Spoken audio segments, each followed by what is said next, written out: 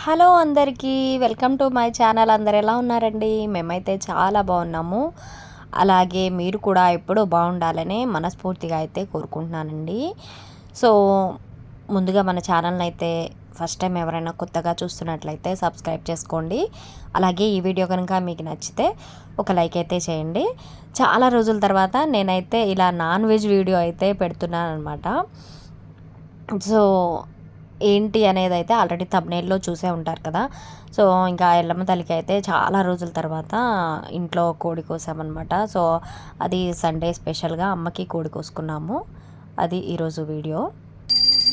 ఓం ప్రకృత్యై నమః, ఓం వికృత్యై నమః, ఓం విద్యాయై నమః, ఓం సర్వభూతహితప్రదాయై నమః, ఓం సురభ్యై నమః, ఓం వాచే నమః, ఓం పద్మాలయాయై నమః. ఇంకా లలిత అమ్మవారికి కూడా మేము పూజ చేసుకొని అమ్మకు అరటి పండ్లు అయితే నైవేద్యంగా పెట్టాను. అమ్మకు పూజ చేసుకున్నాక ఎల్లమ్మ తల్లికి అయితే పూజ చేసుకొని ఇలా ఈరోజు కోడి కోసుకున్నాం అనమాట. సండే స్పెషల్గా కూడా ఎలాగో ఆదివారం వచ్చింది కదా అని అమ్మకైతే అనుకున్నాము ముందే. అందుకనైతే ఇంట్లో అయితే కోడి కోసామన్నమాట అమ్మకి. సో ఇంకా రోజంతా హడావిడి అయిపోయింది మాకు సండే అంతా.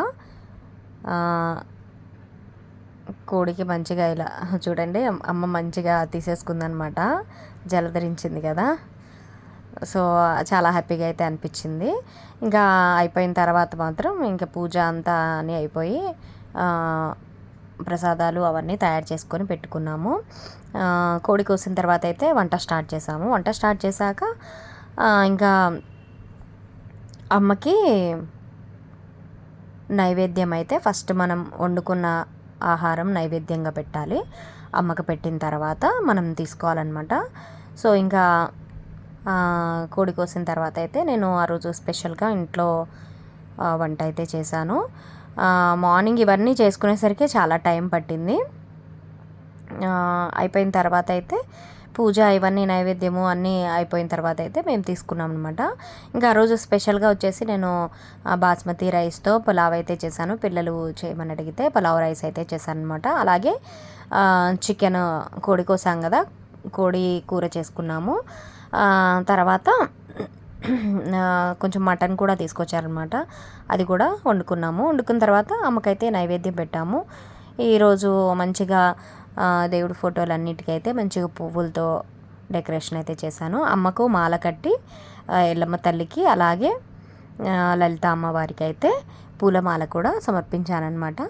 చాలా బాగా చేశాము.